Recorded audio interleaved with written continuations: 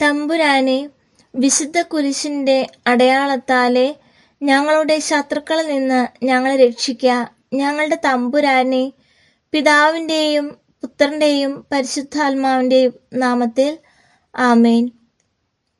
ആദ്യം മുതൽ ഉണ്ടായിരുന്നതും ഞങ്ങൾ കേട്ടതും സ്വന്തം കണ്ണുകൊണ്ട് കണ്ടതും സൂക്ഷിച്ചു വീക്ഷിച്ചതും കൈകൊണ്ട് സ്പർശിച്ചതുമായ ജീവന്റെ വചനത്തെപ്പറ്റി ഞങ്ങൾ അറിയിക്കുന്നു. വിശുദ്ധ യോഹന്നാൻ എഴുതിയ 1-ാം ലേഖനം 1-ാം അധ്യായം 1-ാം വാക്യം. ദിനവൃത്താന്തം 2-ാം പുസ്തകം 16-ാം അധ്യായം. ആസയുടെ 36-ാം ഭരണവർഷം ഇസ്രായേൽ രാജാവായ ബാഷ യൂദായ്ക്കെതിരെ പുറപ്പെട്ടു. യൂദ രാജാവായ ആസയുമായി ബന്ധമുണ്ടാകാതിരിക്കാൻ അവൻ റാമ നിർമ്മിച്ചു തുടങ്ങി.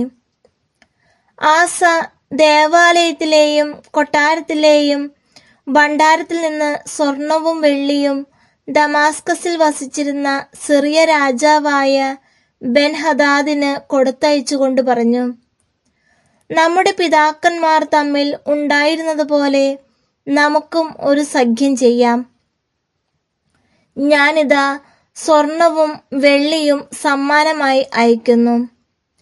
ഇസ്രായേൽ രാജാവായ ബാഷ എന്റെ രാജ്യത്ത് നിന്ന് പിന്മാറുന്നതിന് അവനുമായുള്ള സഖ്യം വിച്ഛേദിക്കുക. ആസ രാജാവിന്റെ അഭ്യർത്ഥന സ്വീകരിച്ച് ബെൻഹദാദ് സേനാധിപന്മാരെ ഇസ്രായേൽ നഗരങ്ങൾക്കെതിരെ അയച്ചു. അവർ ഈയോൻ, ദാൻ, ആബേൽ മയിം എന്നിവയും നഫ്താലിയിലെ എല്ലാ സംഭരണ നഗരങ്ങളും പിടിച്ചടക്കി. ഇത് കേട്ടപ്പോൾ ബാഷ റാമായുടെ പണി നിർത്തിവെച്ചു. ആസ രാജാവ് യൂദ നിവാസികളെയെല്ലാം കൂട്ടി റാമ പണിയാൻ ബാഷ കൊണ്ടുവന്നു വെച്ചിരുന്ന കല്ലും തടിയും എടുത്തുകൊണ്ടുപോയി അവ കൊണ്ട് ഗേബായും മിസ്പായും പണിതു. ആ സമയത്ത് ഹനാനി ദീർഘദർശി യൂദ രാജാവായ ആസയുടെ അടുത്ത് ചെന്ന് പറഞ്ഞു, നിന്റെ ദൈവമായ കർത്താവിൽ ആശ്രയിക്കാതെ സിറിയ രാജാവിനെ അഭയം തേടിയതിനാൽ സിറിയ രാജാവിന്റെ സൈന്യം നിന്റെ കയ്യിൽ നിന്ന് രക്ഷപ്പെട്ടു. അസംഖ്യം രഥങ്ങളും കുതിരപ്പടയാളികളും അടങ്ങിയ ഒരു വലിയ സൈന്യമല്ലേ എത്യോപ്യർക്കും ലിബിയർക്കും ഉണ്ടായിരുന്നത്. എന്നിട്ടും നീ കർത്താവിൽ ആശ്രയിച്ചതിനാൽ അവിടുന്ന് അവരെ നിന്റെ കയ്യിൽ ഏൽപ്പിച്ചു തന്നു. തന്റെ മുൻപിൽ നിഷ്കളങ്കരായി വർത്തിക്കുന്നവർക്ക് വേണ്ടി ശക്തി പ്രകടിപ്പിക്കുവാൻ കർത്താവിന്റെ ദൃഷ്ടികൾ ഭൂമിയിലുടനീളം പായുന്നു. എന്നാൽ നീ ചെയ്തത് ഭോഷത്വമാണ്. ഇനി യുദ്ധം നിന്നെ വിട്ടുമാറുകയില്ല. ആസ കോപിച്ച് ദീർഘദർശിയെ ചെങ്ങലയാൽ ബന്ധിച്ച് കാരാഗൃഹത്തിൽ അടച്ചു. കാരണം ഈ വാക്കുകൾ അവനെ പ്രകോപിപ്പിച്ചു. അന്ന് ആസ ജനത്തിൽ ചിലരെ ക്രൂരമായി പീഡിപ്പിച്ചു. ആസയുടെ പ്രവർത്തനങ്ങൾ ആദ്യ അവസാനം യൂദായുടെയും ഇസ്രായേലിന്റെയും രാജാക്കന്മാരുടെ പുസ്തകത്തിൽ രേഖപ്പെടുത്തിയിട്ടുണ്ട്. തന്റെ 39-ാം ഭരണവർഷം ആസയുടെ കാലിൽ രോഗബാധയുണ്ടായി. അത് മൂർച്ഛിച്ചിട്ടും അവൻ വൈദ്യന്മാരിലല്ലാതെ കർത്താവിൽ ആശ്രയിച്ചില്ല. 41-ാം ഭരണവർഷം ആസ പിതാക്കന്മാരോട് ചേർന്നു. ദാവീദിന്റെ നഗരത്തിൽ തനിക്ക് വേണ്ടി തയ്യാറാക്കിയ കല്ലറയിൽ അവൻ സംസ്കരിക്കപ്പെട്ടു. വിദഗ്ധമായി കൂട്ടിയെടുത്ത പലവിധ പരിമള ദ്രവ്യങ്ങൾ കൊണ്ട് നിറച്ച മഞ്ചത്തിൽ അവനെ കിടത്തി. അവന്റെ ബഹുമാനത്തിനായി വലിയൊരു തീക്കൂന കൂട്ടി. ദിനവൃത്താന്തം 2-ാം പുസ്തകം 17-ാം അധ്യായം. യഹോഷഫാത്ത്. ആസായ്ക്ക് ശേഷം മകൻ യഹോഷഫാത്ത് രാജാവായി. അവൻ ഇസ്രായേലിനെതിരെ തന്റെ നില ഭദ്രമാക്കി. യൂദായിലെ സുരക്ഷിത നഗരങ്ങളിലും ഗ്രാമപ്രദേശങ്ങളിലും എഫ്രായിം ദേശത്തു നിന്ന് തന്റെ പിതാവായ ആസ പിടിച്ചെടുത്ത പട്ടണങ്ങളിലും പട്ടാളത്തെ നിയോഗിച്ചു. തന്റെ പിതാവിന്റെ ആദ്യകാല മാതൃകയനുസരിച്ച് ബാലിനെ സേവിക്കാതിരുന്നതിനാൽ കർത്താവ് യഹോശഫാത്തിനോട് കൂടി ഉണ്ടായിരുന്നു. അവൻ പിതാവിന്റെ ദൈവത്തെ തേടുകയും അവിടുത്തെ കൽപ്പനകൾ അനുസരിക്കുകയും ചെയ്തു. ഇസ്രായേൽ രാജാക്കന്മാരുടെ മാർഗം സ്വീകരിച്ചതുമില്ല. കർത്താവ് യഹോശഫാത്തിന് രാജ്യത്തിന്റെ പൂർണ്ണ നിയന്ത്രണം നൽകി. യൂദ മുഴുവനും അവന് കാഴ്ചകൾ കൊണ്ടുവന്നു. അങ്ങനെ അവന്റെ ധനവും മാനവും പെരുകി. അവൻ കർത്താവിന്റെ മാർഗത്തിൽ ഉറച്ചു നിന്നു. യൂദായിലെ പൂജാഗിരികളും അശേര പ്രതിഷ്ഠകളും നശിപ്പിച്ചു. തന്റെ 3-ാം ഭരണവർഷം യഹോശഫാത്ത് യൂദ നഗരങ്ങളിൽ ജനങ്ങളെ പഠിപ്പിക്കാൻ ഉപദേഷ്ടാക്കളായി ബെൻഹായിൽ, ഒബാദിയ, സഖറിയ, നെതനേൽ, മിഖായ എന്നിവരെ അയച്ചു. അവരോടൊപ്പം ലേവ്യരായ ഷേമായ, നെഥാനിയ, സെബദിയ, അസഹേൽ, ഷെമിറാമോത്ത്, യഹോനാഥൻ, അദോനിയ, തോബിയ, തോബ്, അദോനിയ എന്നിവരെയും പുരോഹിതന്മാരായ ഏലിഷാമ, യഹോറാം എന്നിവരെയും അയച്ചു. അവർ കർത്താവിന്റെ നിയമഗ്രന്ഥവുമായി യൂദ നഗരങ്ങളിലെല്ലാം ചെന്ന് ജനത്തെ പഠിപ്പിച്ചു. യൂദായ്ക്ക് ചുറ്റുമുള്ള രാജ്യങ്ങളിൽ കർത്താവിനെക്കുറിച്ചുള്ള ഭീതി പരന്നതിനാൽ അവരാരും യഹോശഫാത്തിനെതിരെ യുദ്ധത്തിന് പോയില്ല. ഫിലിസ്ത്യരിൽ ചിലർ യഹോശഫാത്തിന് കാഴ്ചയായി ധാരാളം വെള്ളിയും മറ്റ് സമ്മാനങ്ങളും കൊണ്ടുവന്നു. 7700 ചെമ്മരിയാടുകളെയും 7700 കോലാടുകളെയും അറബികൾ സമ്മാനിച്ചു. യഹോശഫാത്ത് അടിക്കടി പ്രബലനായിക്കൊണ്ടിരുന്നു. യൂദായിലെങ്ങും കോട്ടകളും സംഭരണ നഗരങ്ങളും പണിതു. അവിടെ ധാരാളം വിഭവങ്ങൾ ശേഖരിച്ചു. ജെറുസലേമിൽ വീരയോദ്ധാക്കളുടെ വ്യൂഹങ്ങളെ നിയോഗിച്ചു. ഗോത്രക്രമത്തിൽ അവരുടെ പേര് വിവരം: യൂദ ഗോത്രത്തിലെ സഹസ്രാധിപന്മാരുടെ തലവൻ അദ്ന, അവന്റെ കീഴിൽ 3,00,000 പടയാളികൾ. രണ്ടാമൻ യഹോഹനാൻ, അവന്റെ കീഴിൽ 2,80,000 പേർ. മൂന്നാമൻ സിക്രിയുടെ മകൻ അമസിയ, കർത്താവിന്റെ ശുശ്രൂഷയ്ക്കായി തന്നെ സമർപ്പിച്ച അവന്റെ കീഴിൽ 2,00,000 പേർ. ബെഞ്ചമിൻ ഗോത്രത്തിന്റെ സൈന്യാധിപൻ ഏലിയാദ, വീരപരാക്രമിയായ അവന്റെ കീഴിൽ പരിചയും വില്ലും ഉപയോഗിക്കാൻ പടയാളികൾ 2,00,000. നാലാമൻ യഹോസബാദ്, അവന്റെ കീഴിൽ ആയുധധാരികൾ 1,80,000. യൂദായിലെ സുരക്ഷിത നഗരങ്ങൾ നിയമിച്ചിരിക്കുന്നവർക്ക് പുറമേയുള്ള രാജസേവകന്മാരാണിവർ. ദിനവൃത്താന്തം 2-ാം പുസ്തകം 18-ാം അധ്യായം. ആഹാബ്. യഹോശഫാത്തിന് സമ്പത്തും പ്രശസ്തിയും വർദ്ധിച്ചു. അവൻ ആഹാബ് കുടുംബവുമായി വിവാഹബന്ധത്തിൽ ഏർപ്പെട്ടു. ഏതാനും വർഷങ്ങൾക്കു ശേഷം യഹോശഫാത്ത് സമരിയായിൽ ആഹാബിനെ സന്ദർശിച്ചു.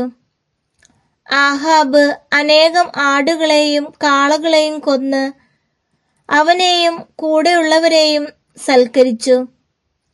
അങ്ങനെ റാമോത്ത് ഗിലെയാദിനെതിരെ യുദ്ധം ചെയ്യുവാൻ തന്നോട് ചേരുന്നതിന് ആഹാബ് അവരെ പ്രേരിപ്പിച്ചു. ഇസ്രായേൽ രാജാവായ ആഹാബ് യൂദ രാജാവായ യഹോശഫാത്തിനോട് ചോദിച്ചു, റാമോത്ത് ഗിലെയാദിലേക്ക് നീ എന്നോടുകൂടി വരുമോ? യഹോശഫാത്ത് മറുപടി പറഞ്ഞു, നീ തയ്യാറാണെങ്കിൽ ഞാനും തയ്യാർ. എന്റെ സൈന്യം നിന്റെ സൈന്യത്തെ പോലെ തന്നെ. ഞങ്ങൾ നിങ്ങളോടൊത്ത് യുദ്ധത്തിന് പോരാം. അവൻ തുടർന്നു, ആദ്യം കർത്താവിന്റെ ഹിതം ആരായാം. അപ്പോൾ ഇസ്രായേൽ രാജാവ് പ്രവാചകന്മാരെ വിളിച്ചുകൂട്ടി. അവർ 400 പേരുണ്ടായിരുന്നു. അവൻ അവരോട് ചോദിച്ചു, റാമോത്ത് ഗിലെയാദിനോട് യുദ്ധം ചെയ്യാൻ ഞാൻ പോകണമോ വേണ്ടയോ? അവർ പറഞ്ഞു, പോവുക, ദൈവം അത് രാജാവിന്റെ കയ്യിൽ ഏൽപ്പിക്കും. അപ്പോൾ യഹോശഫാത്ത് ചോദിച്ചു, കർത്താവിന്റെ ഇംഗിതം ആരായാൻ അവിടുത്തെ പ്രവാചകനായി മറ്റാരും ഇവിടെയില്ലേ? ഇസ്രായേൽ രാജാവ് പറഞ്ഞു, കർത്താവിന്റെ ഹിതം ആരായാൻ ഒരാൾ കൂടി ഉണ്ട്, ഇംലായുടെ മകൻ മിഖായ. എന്നാൽ എനിക്ക് അവനോട് വെറുപ്പാണ്. അവൻ എനിക്ക് തിന്മയല്ലാതെ നന്മ ഒരിക്കലും പ്രവചിക്കുകയില്ല. യഹോശഫാത്ത് പറഞ്ഞു, രാജാവ് അങ്ങനെ പറയരുതേ. ആഹാബ് ഒരു ഭൃത്തിനെ വിളിച്ച് ഇംലായുടെ മകൻ മിഖായയെ വേഗം കൂട്ടിക്കൊണ്ടുവരുവാൻ കൽപ്പിച്ചു. ഇസ്രായേൽ രാജാവും യൂദാ രാജാവുമായ യഹോശഫാത്തും രാജകീയ വസ്ത്രങ്ങൾ അണിഞ്ഞ് സമരിയായുടെ കവാടത്തിനടുത്തുള്ള മെതിക്കളത്തിൽ സിംഹാസനത്തിൽ ഉപവിഷ്ടരായി. പ്രവാചകന്മാർ അവരുടെ മുമ്പിൽ പ്രവചിച്ചുകൊണ്ടിരുന്നു. അവരിൽ ഒരാൾ, കേനാനയുടെ മകൻ സെദക്കിയ, ഇരുമ്പുകൊണ്ടുള്ള കൊമ്പുകൾ വെച്ച് ആഹാബിനോട് പറഞ്ഞു, കർത്താവ് അരുളി ചെയ്യുന്നു, നീ ഇതുകൊണ്ട് സിറിയക്കാരെ കുത്തി നശിപ്പിക്കും. എല്ലാ പ്രവാചകന്മാരും അത് ശരിവെച്ചു പറഞ്ഞു, റാമോത്ത് ഗിലെയാദിനെതിരെ നീങ്ങുക, കർത്താവ് അത് രാജാവിന്റെ കൈകളിൽ ഏൽപ്പിക്കും. മിഖായയെ വിളിക്കാൻ ചെന്ന രാജസേവകൻ അവനോട് പറഞ്ഞു, എല്ലാ പ്രവാചകന്മാരും ഏകസ്വരത്തിൽ രാജാവിന് അനുകൂലമായി പ്രവചിച്ചിരിക്കുന്നു. അങ്ങും അവരെ പോലെ അനുകൂലമായി പ്രവചിക്കുക. മിഖായ പറഞ്ഞു, കർത്താവാണേ, എന്റെ ദൈവം അരുളി ചെയ്തതെന്തോ അത് ഞാൻ പറയും. അവൻ വന്നപ്പോൾ രാജാവ് ചോദിച്ചു, മിഖായ, ഞങ്ങൾ റാമോത്ത് ഗിലെയാദിനെതിരെ യുദ്ധത്തിന് പോകണമോ വേണ്ടയോ? മിഖായ പറഞ്ഞു, പോയി വിജയം വരിക്കുക, കർത്താവ് അവരെ നിങ്ങളുടെ കൈകളിൽ ഏൽപ്പിക്കും. രാജാവ് പറഞ്ഞു, കർത്താവിന്റെ നാമത്തിൽ എന്നോട് സത്യമേ പറയാവൂ എന്ന് എത്ര പ്രാവശ്യം ഞാൻ ആവശ്യപ്പെടണം? അപ്പോൾ മിഖായ പറഞ്ഞു, ഇടയനില്ലാത്ത ആടുകളെപ്പോലെ ഇസ്രായേൽ ജനം പർവ്വതങ്ങളിൽ ചിതറിക്കിടക്കുന്നത് ഞാൻ കണ്ടു. ഇവർക്ക് നാഥനില്ല. കർത്താവ് അരുളി ചെയ്തിരിക്കുന്നു, ഇവർ സ്വഭവനത്തിലേക്ക് സമാധാനത്തോടെ മടങ്ങട്ടെ. ഇസ്രായേൽ രാജാവ് യഹോശഫാത്തിനോട് പറഞ്ഞു, ഇവൻ എനിക്ക് തിന്മയല്ലാതെ ഒരിക്കലും നന്മ പ്രവചിക്കയില്ലെന്ന് ഞാൻ പറഞ്ഞില്ലേ? മിഖായ പറഞ്ഞു, കർത്താവിന്റെ വചനം ശ്രവിക്കുക.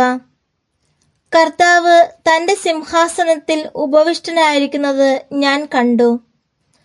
സ്വർഗീയ സൈന്യങ്ങൾ അവിടുത്തെ ഇടത്തും വലത്തും നിന്നിരുന്നു.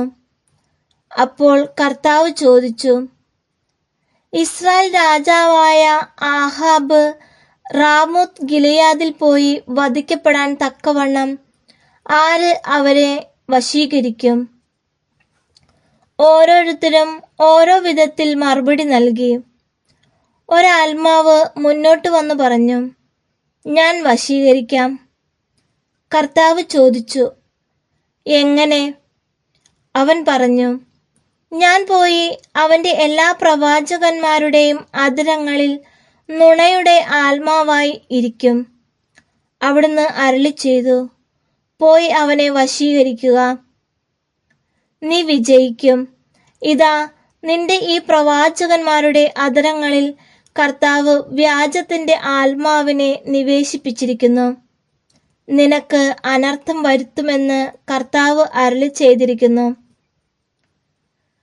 അപ്പോൾ കേനാനയുടെ മകൻ സെദക്കിയ അടുത്തു ചെന്ന് മിഖായുടെ ചെകിട്ട തടിച്ചുകൊണ്ട് പറഞ്ഞു, നിന്നോട് സംസാരിക്കാൻ കർത്താവിന്റെ ആത്മാവ് എന്നെ വിട്ട് ഏതു വഴിക്കാണ് നിന്റെ അടുത്തെത്തിയത്?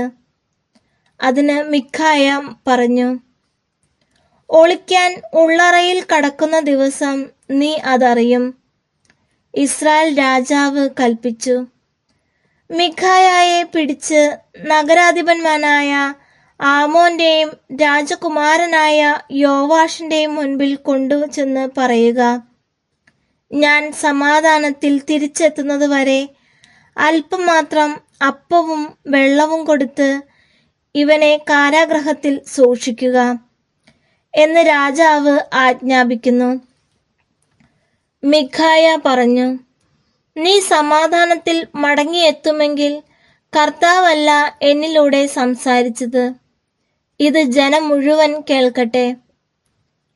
ഇസ്രായേൽ രാജാവും യൂദ രാജാവായ യഹോശഫാത്തും റാമോത്ത് ഗിലെയാദിലേക്ക് പുറപ്പെട്ടു. ഇസ്രായേൽ രാജാവ് യഹോശഫാത്തിനോട് പറഞ്ഞു, ഞാൻ വേഷപ്രച്ഛന്നനായി യുദ്ധക്കളത്തിലേക്ക് പോകാം. നീ രാജകീയ വസ്ത്രം ധരിച്ചുകൊള്ളൂ. അങ്ങനെ ഇസ്രായേൽ രാജാവ് വേഷം മാറി അവർ യുദ്ധത്തിന് പോയി. ഇസ്രായേൽ രാജാവിനോടല്ലാതെ വലിയവനോടോ ചെറിയവനോടോ ആയ ആരോടും പടപൊരുതരുത് എന്ന് സിറിയ രാജാവ് തന്റെ രഥനായകന്മാരോട് കൽപ്പിച്ചിരുന്നു. യഹോശഫാത്തിനെ കണ്ടപ്പോൾ, ഇതാ ഇസ്രായേൽ രാജാവ് എന്ന് പറഞ്ഞ് അവർ അവനെ ആക്രമിച്ചു. അപ്പോൾ യഹോശഫാത്ത് നിലവിളിച്ചു. കർത്താവ് അവനെ സഹായിച്ചു. അവരിൽ നിന്ന് ദൈവം അവനെ വിടുവിച്ചു. അവൻ ഇസ്രായേൽ രാജാവല്ല എന്ന് മനസ്സിലാക്കിയപ്പോൾ രഥനായകന്മാർ അവനെതിരായുള്ള ആക്രമണത്തിൽ നിന്ന് പിന്തിരിഞ്ഞു. എന്നാൽ യാദൃച്ഛിക ഒരു ഭടൻ എയ്ത അമ്പ് ഇസ്രായേൽ രാജാവിന്റെ മാർച്ചട്ടയ്ക്കും കവചത്തിനും ഇടയിൽ തുളച്ചു കയറി. അവൻ സാരഥിയോട് പറഞ്ഞു, രഥം തിരിച്ച് എന്നെ യുദ്ധക്കളത്തിൽ നിന്ന് കൊണ്ടുപോവുക, എനിക്ക് മുറിവേറ്റിരിക്കുന്നു. അന്ന് ഘോരയുദ്ധം നടന്നു.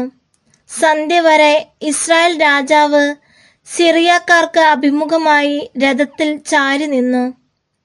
സൂര്യാസ്തമയത്തോടെ അവൻ മരിച്ചു. ദിനവൃത്താന്തം 2-ാം പുസ്തകം 19-ാം അധ്യായം. യഹോശഫാത്തിന്റെ നവീകരണം. യൂദ രാജാവായ യഹോശഫാത്ത് സുരക്ഷിതനായി ജെറുസലേമിലെ കൊട്ടാരത്തിൽ മടങ്ങിയെത്തി. അപ്പോൾ ഹാനാനിയുടെ മകനായ യേഹു ദീർഘദർശി അവനെ കാണുവാൻ ചെന്നു. അവൻ രാജാവിനോട് പറഞ്ഞു, നീ അധർമ്മികളെ സഹായിക്കുകയും കർത്താവിനെ ദ്വേഷിക്കുന്നവരെ സ്നേഹിക്കുകയും ചെയ്യുന്നുവോ? നിന്റെ ഈ പ്രവൃത്തി മൂലം കർത്താവിന്റെ ക്രോധം നിനക്കെതിരെ പുറപ്പെട്ടിരിക്കുന്നു. എന്നാലും അക്ഷേര പ്രതിഷ്ഠകളെ നശിപ്പിക്കുകയും ദൈവഹിതം അനുസരിച്ച് ജീവിക്കുവാൻ ശ്രമിക്കുകയും ചെയ്തതിനാൽ നിന്നിൽ കുറച്ചു നന്മയുണ്ട്. യഹോശഫാത്ത് രാജാവ് ജെറുസലേമിലാണ് വസിച്ചിരുന്നത്. ജനങ്ങളെ തങ്ങളുടെ പിതാക്കന്മാരുടെ ദൈവമായ കർത്താവിലേക്ക് തിരിച്ചു കൊണ്ടുവരുന്നതിന് വേണ്ടി അവൻ ബർഷേബ മുതൽ എഫ്രായിം മലമ്പ്രദേശം വരെ വീണ്ടും സഞ്ചരിച്ചു. യൂദായിലെ സുരക്ഷിത നഗരങ്ങളിലെല്ലാം ന്യായാധിപന്മാരെ നിയമിച്ചു. അവർക്ക് ഈ നിർദ്ദേശവും കൊടുത്തു: നിങ്ങൾ ശ്രദ്ധയുള്ളവരായിരിക്കണം. കാരണം നിങ്ങൾ മനുഷ്യന്റെ പേരിലല്ല, കർത്താവിന്റെ പേരിലാണ് വിധി പ്രസ്താവിക്കുന്നത്. വിധി പ്രസ്താവിക്കുമ്പോഴെല്ലാം അവിടുന്ന് നിങ്ങളോട് കൂടെയുണ്ട്. നിങ്ങൾ കർത്താവിനെ ഭയപ്പെടണം, ശ്രദ്ധയോടെ പ്രവർത്തിക്കുവിൻ. അനീതിയും പക്ഷാപാതവും കൈക്കൂലിയും അവിടുന്ന് പൊറുക്കുകയില്ല. കർത്താവിന്റെ നാമത്തിൽ വിധിക്കുന്നതിനും തർക്കം തീർക്കുന്നതിനും യഹോഷഫാത്ത് ഏതാനും ലേവ്യരെയും പുരോഹിതന്മാരെയും കുടുംബത്തലവന്മാരെയും ജെറുസലേമിൽ നിയമിച്ചു. അവിടെയായിരുന്നു അവരുടെ ആസ്ഥാനം. അവൻ അവരോട് നിർദ്ദേശിച്ചു, ദൈവഭയത്തോടും വിശ്വസ്തയോടും പൂർണ്ണ ഹൃദയത്തോടും കൂടി നിങ്ങളുടെ കർത്തവ്യം നിർവഹിക്കുവിൻ. ഏതെങ്കിലും പട്ടണത്തിൽ നിന്ന് നിങ്ങളുടെ സഹോദരർ കൊലപാതകത്തെയോ നിയമം, പ്രമാണം, കൽപ്പന, ചട്ടങ്ങൾ എന്നിവയുടെ ലംഘനത്തെയോ സംബന്ധിക്കുന്ന പരാതിയുമായി വരുമ്പോൾ കർത്താവിൻ്റെ മുമ്പിൽ അവർ കുറ്റക്കാരായി തീരുകയും അങ്ങനെ നിങ്ങളുടെയും സഹോദരരുടെയും മേൽ അവരുടെ ക്രോധം പതിക്കുകയും ചെയ്യാതിരിക്കേണ്ടതിന് നിങ്ങൾ അവർക്ക് വേണ്ട ഉപദേശം നൽകണം. ഇപ്രകാരം പ്രവർത്തിച്ചാൽ നിങ്ങൾ കുറ്റക്കാരാവുകയില്ല. കർത്താവിനെ സംബന്ധിക്കുന്ന കാര്യങ്ങളിൽ അന്തിമ തീരുമാനം എടുക്കേണ്ടത് പ്രധാന പുരോഹിതനായ അമരിയ ആണ്. രാജാവിനെ സംബന്ധിക്കുന്ന കാര്യങ്ങളിൽ അന്തിമ തീരുമാനം യൂദ ഭവനത്തിലെ അധിപനും ഇസ്മായിലിന്റെ മകനുമായ സെബദിയായും ലേവ്യർ നിങ്ങളുടെ സേവകരായിരിക്കും. ധൈര്യപൂർവം പ്രവർത്തിക്കുവിൻ. കർത്താവ് നീതിമാന്റെ പക്ഷത്തായിരിക്കും. നമ്മുടെ ദൈവമായ കർത്താവിന് സ്തുതി. സ്വർഗസ്ഥനായ ഞങ്ങളുടെ പിതാവേ, അങ്ങയുടെ നാമം പൂജിതമാകണമേ. അങ്ങയുടെ രാജ്യം വരണമേ. അങ്ങയുടെ തിരുമനസ്സ് സ്വർഗത്തിൽ പോലെ ഭൂമിയിലുമാകണമേ. അന്നു വേണ്ടുന്ന ആഹാരം ഇന്ന് ഞങ്ങൾക്ക് തരണമേ. ഞങ്ങളുടെ കടക്കാരോട് ഞങ്ങൾ ക്ഷമിച്ചിരിക്കുന്നത് പോലെ ഞങ്ങളുടെ തെറ്റുകൾ ഞങ്ങളോട് ക്ഷമിക്കണമേ. ഞങ്ങളെ പ്രലോഭനത്തിൽ ഉൾപ്പെടുത്തരുതേ, തിന്മയിൽ നിന്ന് ഞങ്ങളെ രക്ഷിച്ചു കൊള്ളണമേ. ആമേൻ. നന്മ നിറഞ്ഞ മറിയമേ സുസ്തി, കർത്താവ് അങ്ങയോടുകൂടെ സ്ത്രീകളിൽ അങ്ങ് അനുഗ്രഹിക്കപ്പെട്ടവളാവുന്നു. അങ്ങയുടെ ഉദരത്തിൻ ഫലമായ ഈശോ അനുഗ്രഹിക്കപ്പെട്ടവനാവുന്നു. പരിശുദ്ധ മറിയമേ, തമ്പുരാന്റെ അമ്മേ, പാപികളായ ഞങ്ങൾക്ക് വേണ്ടി എപ്പോഴും ഞങ്ങളുടെ മരണസമയത്തും തമ്പുരാനോട് അപേക്ഷിച്ചു കൊള്ളണമേ. ആമേൻ. പിതാവിനും പുത്രനും പരിശുദ്ധാത്മാവിനും സ്തുതി, ആദിയിലെ പോലെ ഇപ്പോഴും എപ്പോഴും എന്നേക്കും. ആമേൻ.